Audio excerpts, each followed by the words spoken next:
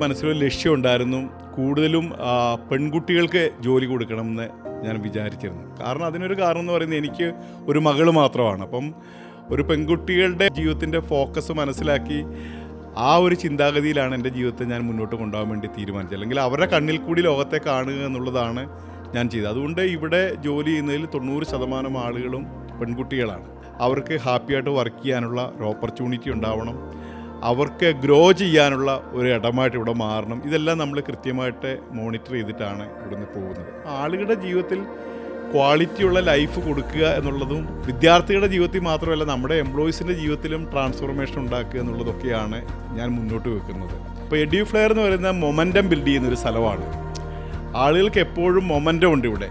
അതുപോലെ തന്നെ അവരെ എനർജീനെ എൻഹാൻസ് ചെയ്യുന്നൊരു സ്ഥലമാണ്. ഇപ്പോൾ ഉദാഹരണം പറയുകയാണെങ്കിൽ ഏതൊരാൾക്കും അവരുടെ ഐഡിയ ആയിട്ട് മുന്നോട്ട് വരാനുള്ള ഓപ്പർച്യൂണിറ്റി ഇവിടെയുണ്ട്. ക്യാമ്പസ് ലൈഫ് മിസ് ചെയ്യാതിരിക്കാനൊക്കെ ആയിട്ടൊരു സ്റ്റുഡൻസിന് വേണ്ടി നമ്മൾ ചെയ്തു കൊടുക്കുക. എല്ലാവരുടെ സംശയമാണ് എഡ്യൂഫ്ലെയറിൻ്റെ സക്സസിൻ്റെ പുറകിലുള്ള ഫോർമുല, രഹസ്യം എന്താണെന്നുള്ളത്. എന്നെ പറഞ്ഞു കൊടുക്കാൻ പാടില്ലാത്തതാണ്, എന്നാലും ഇന്ന് നിങ്ങൾക്ക് വേണ്ടി ഞങ്ങളത് പറഞ്ഞു തരാമെന്ന് വിചാരിക്കുകയാണ്. അപ്പോൾ എൻ്റെ കൂടെ എഡ്യൂഫ്ലെയറിൻ്റെ ചെയർമാൻ റോയ് സാറുണ്ട്. സാർ, നമുക്ക് തുടങ്ങിയാലോ? തീർച്ചയായും രഹസ്യമാണ്, പറയാൻ പാടില്ലാത്തതാണ്, എന്നാലും പറഞ്ഞേക്കാം അല്ലേ? ഓക്കെ, നമുക്കിന്ന് പറയാം. എഡ്യൂഫ്ലെയർ എന്ന് പറയുന്ന ഓർഗനൈസേഷൻ മുമ്പോട്ട് വെക്കുന്ന 2 ആശയങ്ങളാണ് ക്വാളിറ്റി ആൻഡ് ട്രാൻസ്ഫോർമേഷൻ എന്ന് പറയുന്നത്.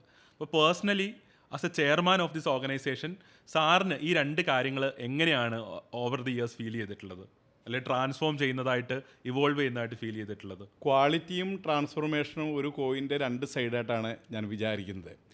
അതായത് ക്വാളിറ്റി ഉണ്ടെങ്കിൽ ട്രാൻസ്ഫോർമേഷൻ ഉണ്ടാവുകയുള്ളൂ. അല്ലെങ്കിൽ ട്രാൻസ്ഫോർമേഷനിലേക്ക് ഒരാൾ എത്തിച്ചേരണമെങ്കിൽ ക്വാളിറ്റിയുള്ള പ്രോസസ്സിൽ കൂടി കടന്നു പോയാലേ അവർക്ക് അവിടെ എത്തിച്ചേരാൻ വേണ്ടി സാധിക്കുകയുള്ളൂ.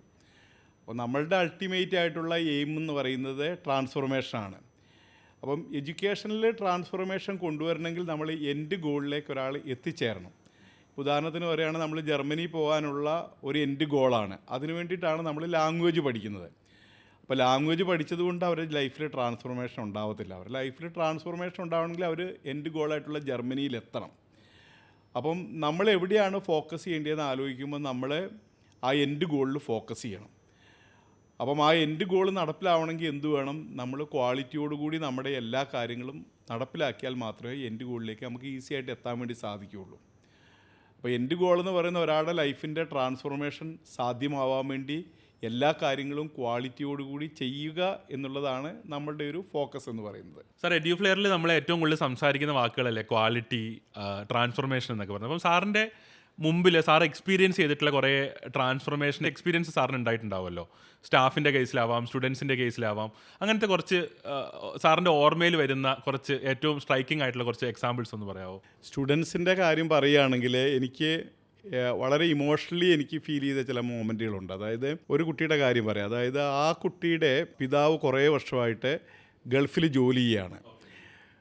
പക്ഷേ വളരെ തുച്ഛമായിട്ടുള്ള ശമ്പളമാണ് അവിടെ നിന്ന് കിട്ടുന്നത്. അതുകൊണ്ട് അവർ വാടക വീട്ടിലാണ് താമസിച്ചുകൊണ്ടിരുന്നത്. അപ്പം ഈ കുട്ടി നമ്മുടെ അടുത്ത് വന്ന് ജർമ്മൻ ലാംഗ്വേജ് പഠിച്ച് ജർമ്മനിയിൽ പോയതിന് ശേഷം സ്റ്റൈപ്പൻ്റായിട്ട് കിട്ടുന്ന പൈസയിൽ പ്രതിമാസം 50,000 രൂപ വീട്ടിൽ അയക്കാൻ തുടങ്ങിയതിന് ശേഷമാണ് അവർ വീട് വെക്കാൻ വേണ്ടിയിട്ട് സ്റ്റാർട്ട് ചെയ്തത്. അപ്പം ആ കുട്ടിയുടെ അമ്മ എന്നോട് പറഞ്ഞു, ഇന്ന പോലെ സാറേ, എൻ്റെ മോള് പോയിട്ടാണ്, 19 വയസ്സേ ഉള്ളൂ, അവൾ അയക്കുന്ന പൈസ കൊണ്ടാണ് ഞങ്ങൾക്ക് വീട് പണി ആരംഭിക്കാൻ വേണ്ടി സാധിച്ചത്. ഞങ്ങൾക്ക് വളരെ സന്തോഷമുള്ളൊരു കാര്യമാണെന്ന് പറഞ്ഞു. അപ്പം ഇത്തരം മോമെൻറ്റുകൾ ധാരാളം ഉണ്ട്. ഇതെല്ലാം എന്നെ ഇമോഷണലി ഭയങ്കര കണക്ട് ചെയ്യുന്ന കാര്യങ്ങളാണ്. വേറെ 1-2 കുട്ടികളെ പോയി അവരുടെ വീട്ടിൽ കാറ് വാങ്ങി കടം വീട്ടി. അതായത് കർണാടകയിൽ പോയ ഒരു ഫാമിലി ഉണ്ട്, കേരളത്തിൽ നിന്ന് അങ്ങോട്ട് മൈഗ്രേറ്റ് ചെയ്ത്. അപ്പോൾ അവർക്കവിടെ ഇഞ്ചി കൃഷിയൊക്കെ ആയിരുന്നു.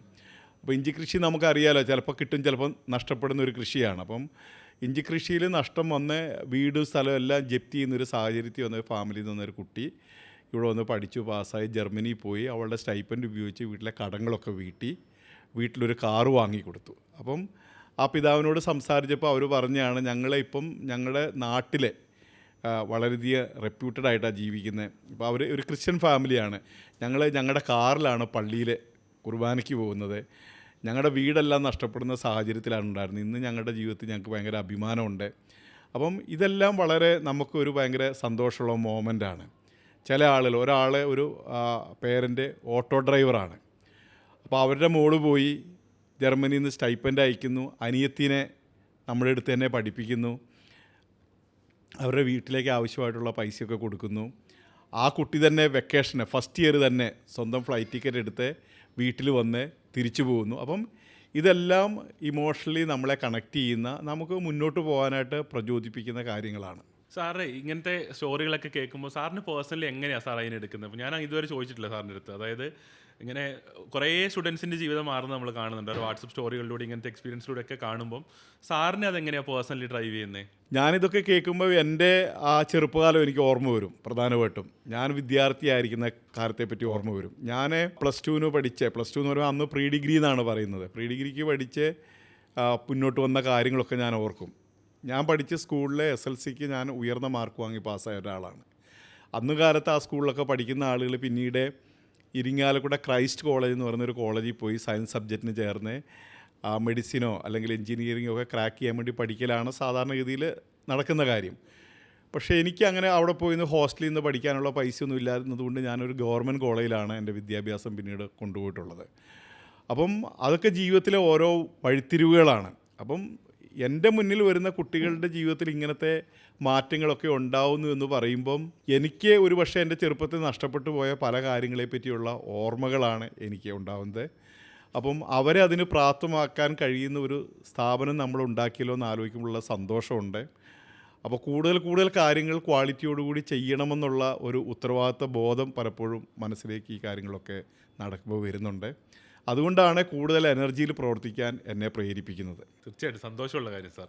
നമ്മളിപ്പം സ്റ്റുഡൻസിൻ്റെ കാര്യമാണ് സംസാരിച്ചത്. പക്ഷേ എഡ്യൂഫ്ലെയർ എന്ന് പറയുന്നത്, അല്ലെങ്കിൽ അഡ്വക്കേറ്റ് KM റോയ് എന്ന് പറയുന്ന എഡ്യൂഫ്ലെയറിൻ്റെ ചെയർമാൻ ഇന്ന് 130-ലധികം ആളുകൾക്ക് ജോലി കൊടുക്കുന്ന ഒരു എംപ്ലോയറും കൂടിയാണ്, ഒരു തൊഴിൽ ദാതാവും കൂടിയാണ്. അങ്ങനത്തെ ടേമുകളൊക്കെ ഭയങ്കര ഫോർമലാണ്. എന്നിരുന്നാലും ഇപ്പം ഞാനടക്കമുള്ള 130-ലധികം ആളുകൾ എഡ്യൂഫ്ലെയറിന് ശമ്പളം വാങ്ങി കുടുംബം നോക്കുന്നുണ്ട്. അപ്പം അവരുടെ ജീവിതത്തിലുണ്ടായ കുറേ മാറ്റങ്ങൾ സാർ ഒബ്സർവ് ചെയ്തിട്ടുണ്ടാവില്ല ഓവർ ദീസ് ഇയേഴ്സ്. അപ്പോൾ അതൊക്കെ എങ്ങനെയാണ്? അങ്ങനത്തെ കുറച്ച് എക്സാമ്പിൾ സാറിന് ഓർത്തെടുക്കാൻ പറ്റുമോ? എഡ്യൂഫ്ലെയർ സ്ഥാപിച്ചപ്പോൾ തന്നെ എനിക്കൊരു മനസ്സിലൊരു ലക്ഷ്യം ഉണ്ടായിരുന്നു. കൂടുതലും പെൺകുട്ടികൾക്ക് ജോലി കൊടുക്കണമെന്ന് ഞാൻ വിചാരിച്ചിരുന്നു. കാരണം അതിനൊരു കാരണം എന്ന് പറയുന്നത് എനിക്ക് ഒരു മകൾ മാത്രമാണ്. അപ്പം ഒരു പെൺകുട്ടികളുടെ ഒരു മാനസിക വ്യാപാരം അല്ലെങ്കിൽ അവരുടെ ഒരു ജീവിതത്തിൻ്റെ ഫോക്കസ് മനസ്സിലാക്കി ആ ഒരു ചിന്താഗതിയിലാണ് എൻ്റെ ജീവിതത്തെ ഞാൻ മുന്നോട്ട് കൊണ്ടുപോകാൻ വേണ്ടി തീരുമാനിച്ചത്. അല്ലെങ്കിൽ അവരുടെ കണ്ണിൽ കൂടി ലോകത്തെ കാണുക എന്നുള്ളതാണ് ഞാൻ ചെയ്തത്. അതുകൊണ്ട് ഇവിടെ ജോലി ചെയ്യുന്നതിൽ 90% ആളുകളും പെൺകുട്ടികളാണ്. അപ്പം അവരുടെ ലൈഫിൽ വേണ്ടത് എന്താണെന്ന് ഞാൻ ആലോചിച്ചപ്പോൾ അവർക്കൊരു കൃത്യമായ ശമ്പളം കിട്ടണം. അപ്പോൾ നമ്മൾ എല്ലാ മാസവും അതാത് മാസം ലാസ്റ്റ് വർക്കിംഗ് ഡേയിൽ നമ്മൾ ശമ്പളം ഡിസ്പേഴ്സ് ചെയ്യുന്നുണ്ട്, പിന്നത്തെ മാസത്തേക്ക് ആക്കുന്നില്ല. അപ്പോൾ അതൊരു ഷുവർട്ടിയാണ് അവരുടെ ലൈഫിലുള്ളത്. രണ്ടാമത്തെ ഒരു കാര്യം, അവർക്ക് ഹാപ്പി ആയിട്ട് വർക്ക് ചെയ്യാനുള്ള ഒരു അറ്റ്മോസ്ഫിയർ ആയിരിക്കണം ഇവിടെയുള്ളത്.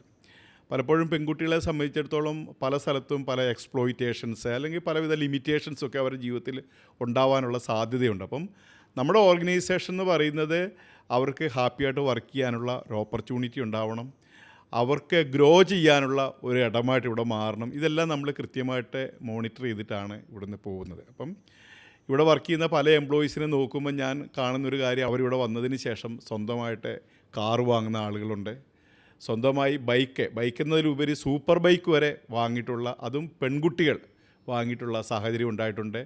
പലരും ജോലിക്ക് വരുന്ന കാർ ഓടിച്ചിട്ടാണ് നമ്മുടെ ഓഫീസിലേക്ക് ജോലിക്ക് വരുന്നത്. അവർ ഹാപ്പി ആയിട്ട് ഇരിക്കുന്നുണ്ട്.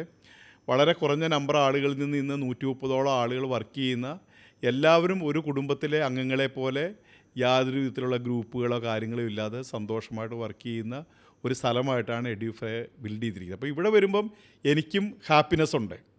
എൻ്റെ ചുറ്റുമുള്ള ആളുകളെ കാണുമ്പം, അവരുടെ മുഖത്തെ സന്തോഷം കാണുമ്പം എനിക്കും സന്തോഷം ഉണ്ടാകുന്നുണ്ട്. അപ്പം ആളുകളുടെ ജീവിതത്തിൽ ക്വാളിറ്റിയുള്ള ലൈഫ് കൊടുക്കുക എന്നുള്ളതും വിദ്യാർത്ഥികളുടെ ജീവിതത്തിൽ മാത്രമല്ല നമ്മുടെ എംപ്ലോയീസിൻ്റെ ജീവിതത്തിലും ട്രാൻസ്ഫോർമേഷൻ ഉണ്ടാക്കുക എന്നുള്ളതൊക്കെയാണ് ഞാൻ മുന്നോട്ട് വെക്കുന്നത്.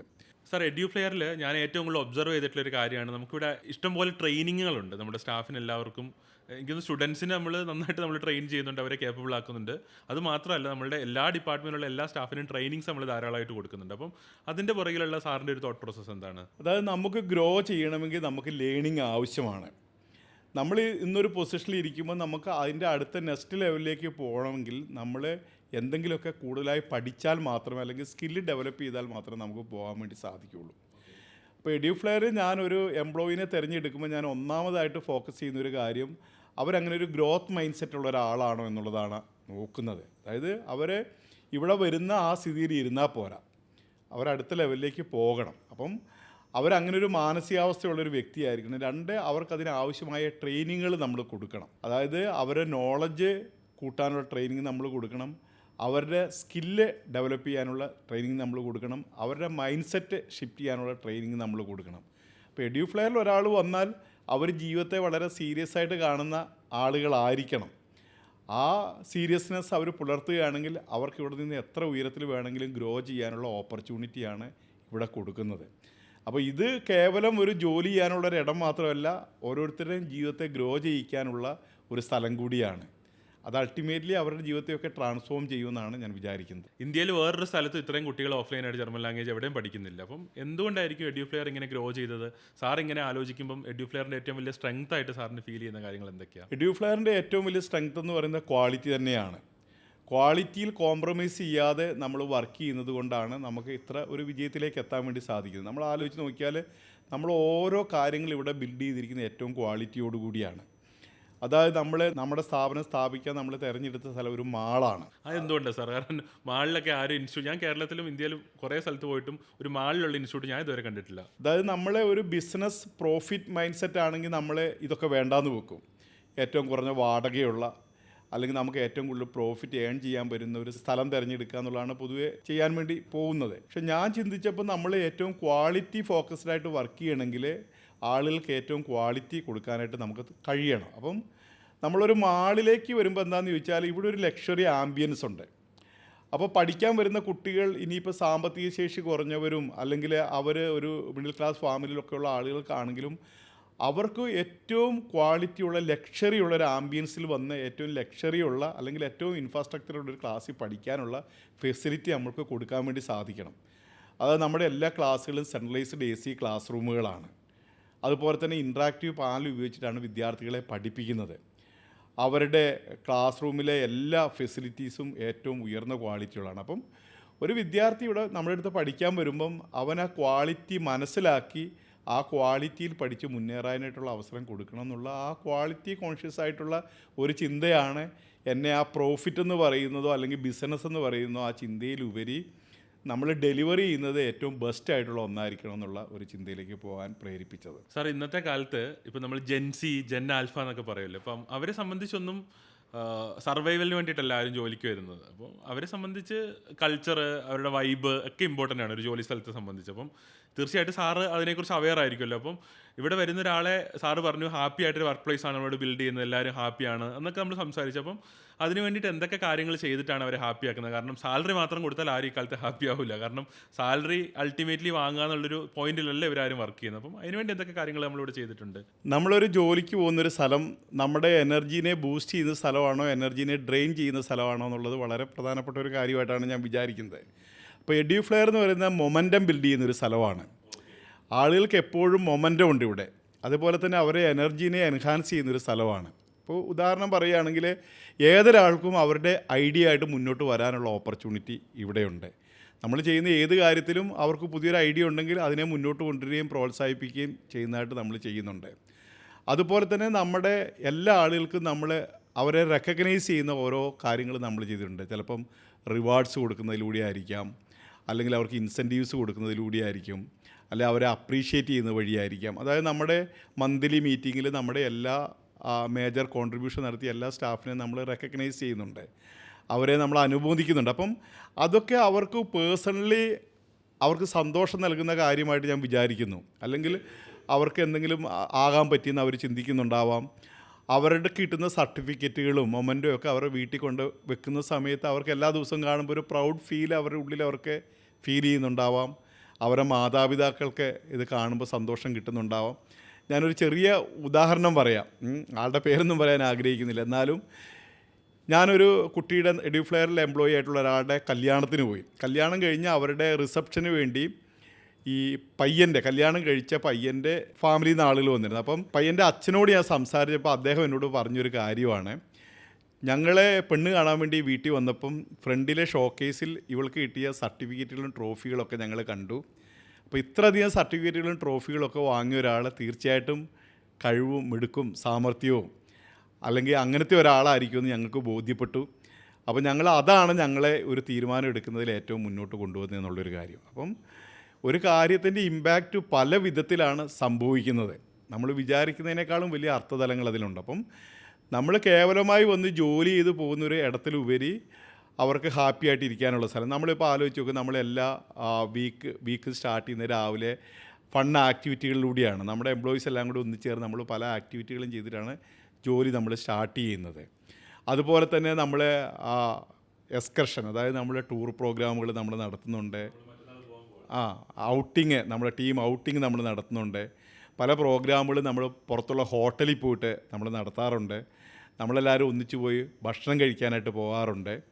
അങ്ങനെ ഒരു ജോലിക്കാരി എന്നതിലുപരി ഒരു ഓർഗനൈസേഷൻ്റെ ടീം മെമ്പർ എന്ന നിലയ്ക്ക് അതിലെ ഒരു കോൺട്രിബ്യൂട്ടറായിട്ട് ഫീൽ ചെയ്ത് ഹാപ്പി ആയിട്ട് ഇരിക്കാനും ലേൺ ചെയ്യാനും ഗ്രോ ചെയ്യാനും അതുപോലെ തന്നെ ഫണ്ണായിട്ടുള്ള ആക്ടിവിറ്റിയിലൊക്കെ ഇടപെടാനൊക്കെയുള്ള ഓപ്പർച്യൂണിറ്റി കൊടുക്കുന്ന ഒരു കുറച്ചുകൂടി അയഞ്ഞ ഘടനയാണ് നമ്മളിവിടെ സ്വീകരിച്ചിരിക്കുന്നത്.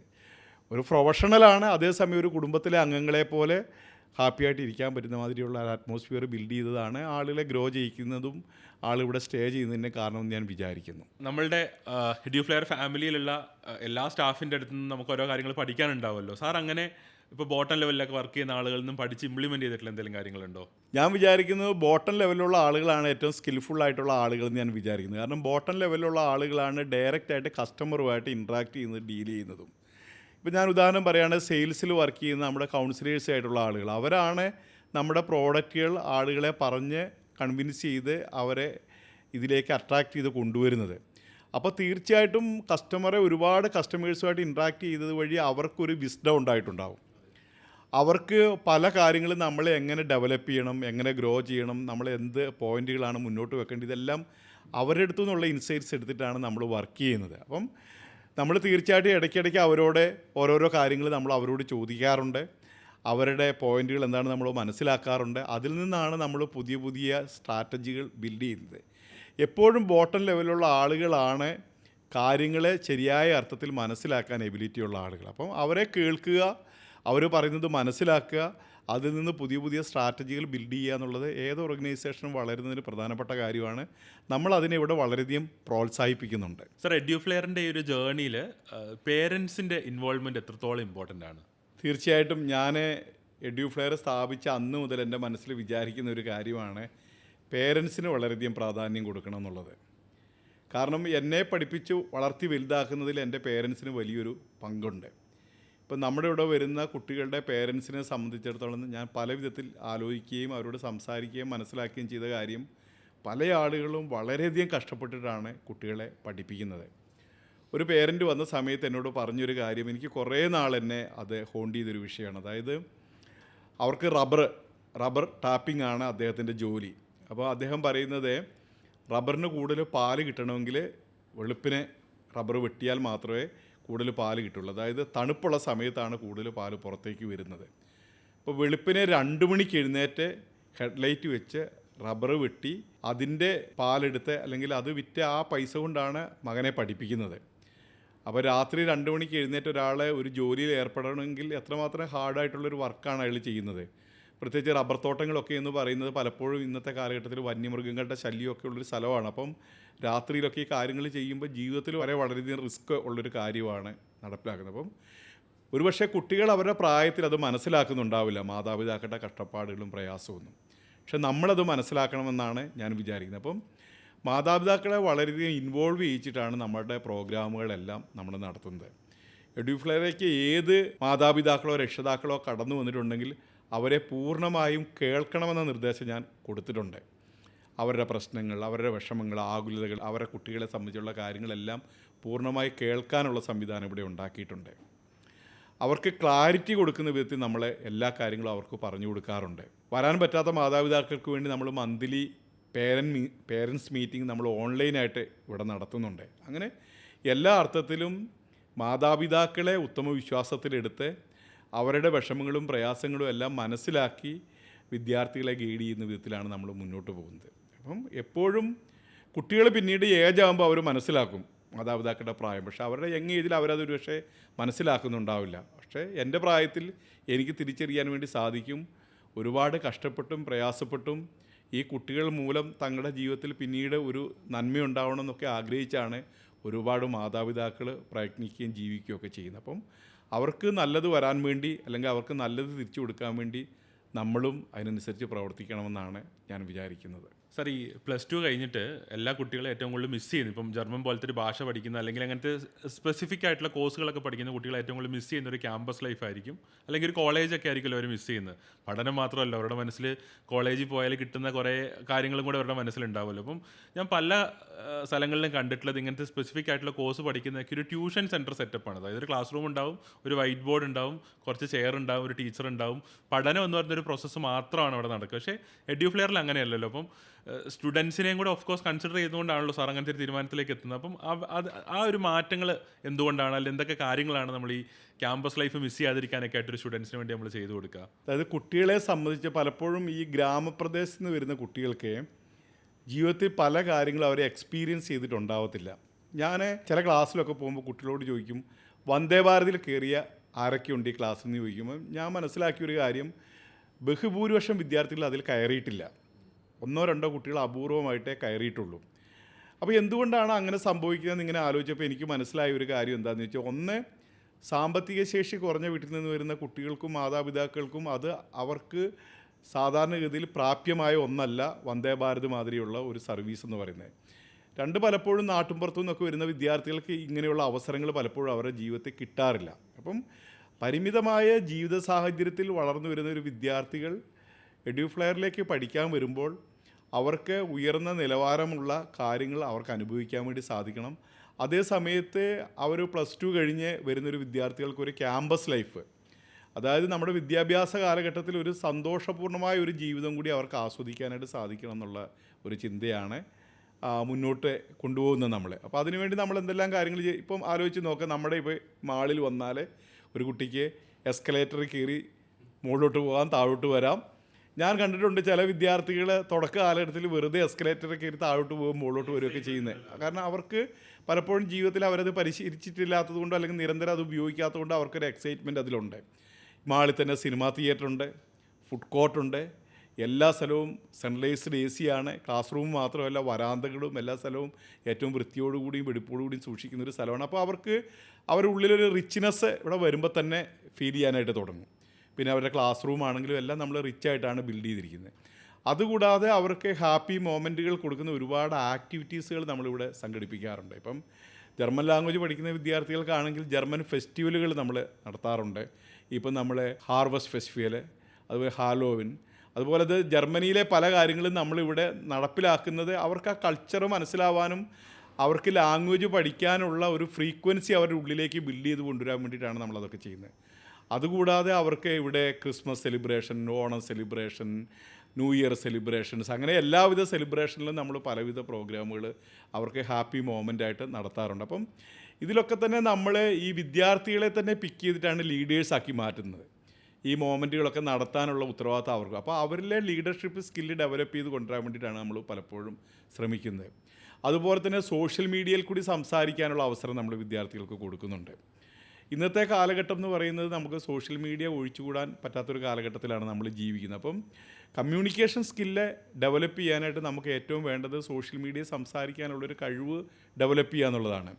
അത് റൈറ്റിങ്ങിൽ കൂടിയാണെങ്കിലും ഒരു വീഡിയോയുടെ മുന്നിൽ, ക്യാമറയുടെ മുന്നിൽ സംസാരിക്കാനുള്ള കഴിവ്, ഇതെല്ലാം വളരെ പ്രധാനപ്പെട്ട ഒരു കാര്യം. അപ്പം അതിനുള്ള ഓപ്പർച്യൂണിറ്റി നമ്മൾ കൊടുക്കുന്നുണ്ട്. അതുപോലെ തന്നെ അവരുടെ ടാലൻറ്റ് പ്രകടിപ്പിക്കാനും അതിൽ സ്കോർ ചെയ്യാനും അതിൽ റിവാർഡ് നേടാനും ഒക്കെയുള്ള ഓപ്പർച്യൂണിറ്റി. നമ്മളിപ്പോൾ ഉദാഹരണം പറയുകയാണെങ്കിൽ ഇന്ത്യയിൽ ആദ്യമായി ജർമ്മൻ എലക്യൂഷൻ കോമ്പറ്റീഷൻ നമ്മൾ നടത്തി. അത് വളരെ ഒരു സക്സസ് ആയിരുന്നു. എനിക്ക് തോന്നുന്നു ആ ഒരു കോമ്പറ്റീഷൻ കഴിഞ്ഞതിന് ശേഷം വിദ്യാർത്ഥികളുടെ മൊത്തം മനോഭാവം മാറിയിട്ടുണ്ട്. അവർക്ക് ആ ജർമ്മൻ ലാംഗ്വേജ് പഠിക്കുക എന്ന് പറയുന്നൊരു മൊമെൻറ്റം അവരുടെ ഉള്ളിലേക്ക് വന്ന് കൂടുതൽ പഠിക്കാൻ വേണ്ടിയിട്ട് അവർ തയ്യാറായിട്ടുണ്ട്. അതേപോലെ ജർമ്മൻ ലാംഗ്വേജിലുള്ള ക്വിസ് കോമ്പറ്റീഷൻ, അങ്ങനെ ഒട്ടനവധി പ്രോഗ്രാമുകൾ വിദ്യാർത്ഥികൾക്ക് ഓഫ് ക്യാമ്പസ് പരിപാടി പോലെ, അതായത് അവരുടെ പാഠ്യേതര വിഷയങ്ങളിൽ നിന്ന് വിഭിന്നമായിട്ടുള്ള പല പരിപാടികളും നടത്തുന്നുണ്ട്. അതായത് എല്ലാ മാസവും ഒരു പരിപാടി എന്ന നിലയ്ക്കെങ്കിലും നമ്മൾ പലവിധ പ്രോഗ്രാമുകൾ നടത്തുന്നുണ്ട്. അപ്പോൾ വിദ്യാർത്ഥികൾ ഇവിടെ ഒരു കോളേജിൽ, ഞാനൊക്കെ പഠിക്കുന്ന കാലത്ത് കോളേജിൽ ഇങ്ങനെയായിരുന്നു. ഗവൺമെൻറ് കോളേജിലൊക്കെ പഠിക്കുമ്പോൾ ആബ്സല്യൂട്ട്ലി ഫ്രീഡം ആയിരുന്നു. അതുപോലെ തന്നെ കോളേജിൽ ഒരുപാട് പ്രോഗ്രാമുകളുണ്ട്. അതൊക്കെ നമുക്ക് സന്തോഷമായിട്ട് പങ്കെടുക്കാം, ചില്ലാവാം. അപ്പം ഇവിടെ വരുന്ന കുട്ടികളും 8 മാസത്തിനിടയിൽ വളരെ ഹാപ്പിയായിട്ട് ഇരിക്കാൻ വേണ്ടിയിട്ടുള്ള ഒരുപാട് കാര്യങ്ങൾ നമ്മളിവിടെ ചെയ്യുന്നുണ്ട്.